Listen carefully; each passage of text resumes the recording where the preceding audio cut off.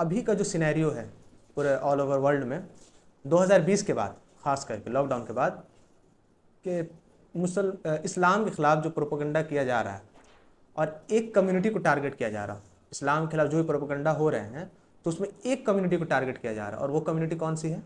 Women की।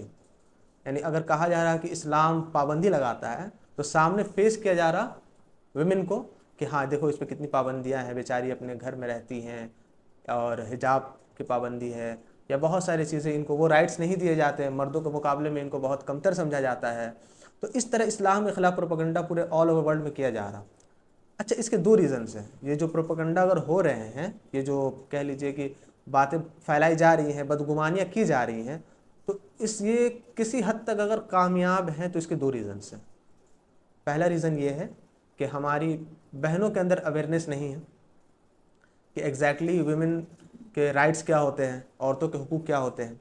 या अगर हमारे बहनों के अंदर ये अवेयरनेस है कि इस्लाम हमें जो हुकूक देता है वो सबसे बेहतर है, तो वो और बहनों को बताती नहीं है। इसकी वजह से क्या हो रहा है कि एक ट्रैप, एक जाल में उम्मत की तमाम औरतें फंसती चली जा रही हैं। आज आप देखें कि अगर मैं कहूँ कि जो हिंदू लड़के जो मुस्लिम लड़कियों को भगा कर शादी करते हैं, तो जो मुस्लिम लड़कियां जो फंस जाती हैं इस ट्रैप में, तो कहीं ना कहीं एक वजह यह भी है कि उनको दीन का नॉलेज नहीं है। उनको पता ही नहीं है कि इस्लाम किसको कहते हैं, इस्लाम कितना हुकूक हमें दे रहा है और क्या हुकूक दे रहा है, और हमारी अजमत को कितना बुलंद किया है इस्लाम ने, इस ताल्लुक़ से हमें कुछ पता ही नहीं है, और इसलिए इस तरह के फितने व फसाद हो रहे हैं। तो इसलिए मैंने सोचा कि इस टॉपिक पर मैं बात करूं, ताकि जो भी मेरी बहनें हैं तो उनको ये चीज़ें पता हों कि औरतों के हुकूक क्या हैं, और इस्लाम औरतों की अजमत को कितना बुलंद करता है, और औरत शरीयत के दायरे में रहकर कितना बड़ा इनकलाब ला सकती है, कितना बड़ा आप कह लीजिए कि अपने नस्लों की कितनी अच्छी तरबियत कर सकती है। और जो औरतें, जो हमारी माएँ थीं जो गुजरी हुई हैं, और जो हमारे बड़े गुजरे हैं, जो बुज़ुर्ग हैं, तो वो अगर कोई इमाम बना है, कोई सिपहसालार बना है, तो उसमें औरतों का कितना बेहतरीन रोल है। एक माँ का बहसीत माँ, बहसीत बीवी, उसका कितना बड़ा रोल है। तो ये चीज़ें हमें पता होनी चाहिए। अब जैसे क्वेश्चन यहाँ पर एक ये है कि औरतों का हुकूक, इससे आप लोग क्या समझती हैं? जैसे हम कहते हैं कि जानवरों के हुकूक, यानी कि जानवरों के लिए जो चीज़ें बेहतर हैं वो जानवरों को दी जाए।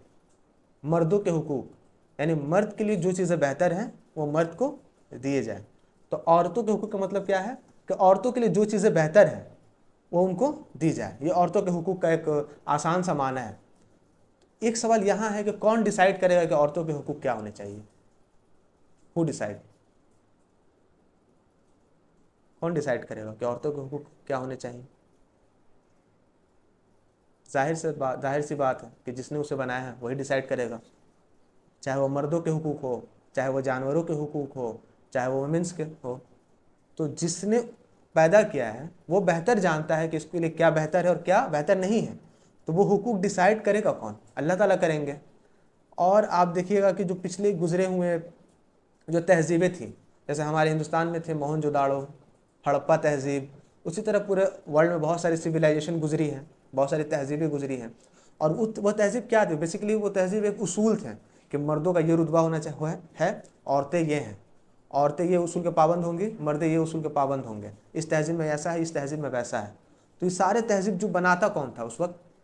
किसी भी सिविलाइजेशन का मर्द बनाते थे, इंसान बनाते थे। तो जब इंसान हुकूक बनाते थे तो क्या होता था? जुल्म होता था। जैसे मिसाल ले लीजिए कि एक पुरानी, सबसे पुरानी जो तहजीब है उसका नाम है बेबीलोन सिविलाइजेशन, बेबीलोन तहजीब। उस तहजीब में जब भी कोई मर्द कत्ल करता था तो उसकी सज़ा उसकी बीवी को दी जाती थी। सोचे। अच्छा, उसके अलावा एक तहजीब थी ग्रीक सिविलाइजेशन, यूनानी तहजीब, आप सुनी होंगी, यूनानी तहजीब। तो उस तहजीब में होता यह था कि वहाँ पर एक औरत थी, उसका नाम था पेंडोरा, पेंडोरा दी बॉक्स सुनी होंगी आप लोग, जिसको बहुत ज़्यादा प्रमोट किया जाता है, पेंडोरा।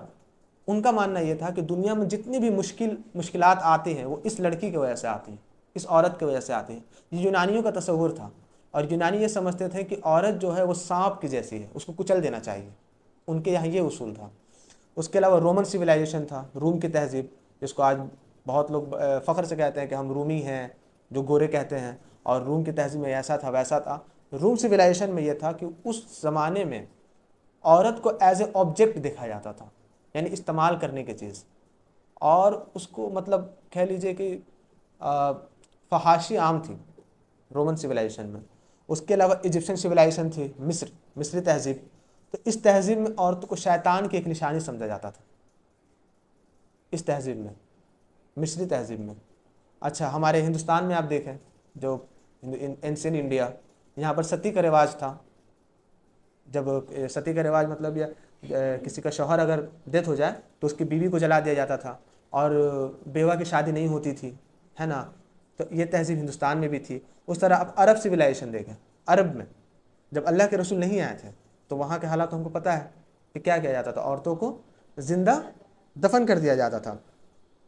तो जब अल्लाह ताला ने दीन इस्लाम भेजा तो अल्लाह ताला ने दीन इस्लाम के ज़रिए औरतों के हुकूक बताए, औरतों की अज़मत को बताया, और ये भी बताया कि औरतों के हुकूक क्या है, और इन हुकूक और ये जो ओहदा हम दे रहे हैं तो तुम्हें इसको, इस ओहदे पर कैसे कायम रहना है, इस हुकूक को कैसे अप्लाई करना है समाज में। ये चीज़ें भी हमें इस्लाम बतलाती है।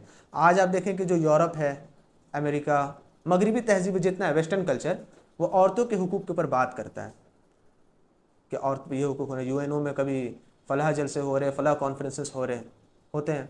लेकिन आपको पता होना चाहिए कि अमेरिका में 2020 का ये मरदमशुमारी है, रिकॉर्ड है कि अमेरिका में 2020 में 1,39,500 से ज़्यादा के केसेस आए हैं औरतों को हैरेसमेंट करने का, जिना बिज़ब्र के, इतने सारे।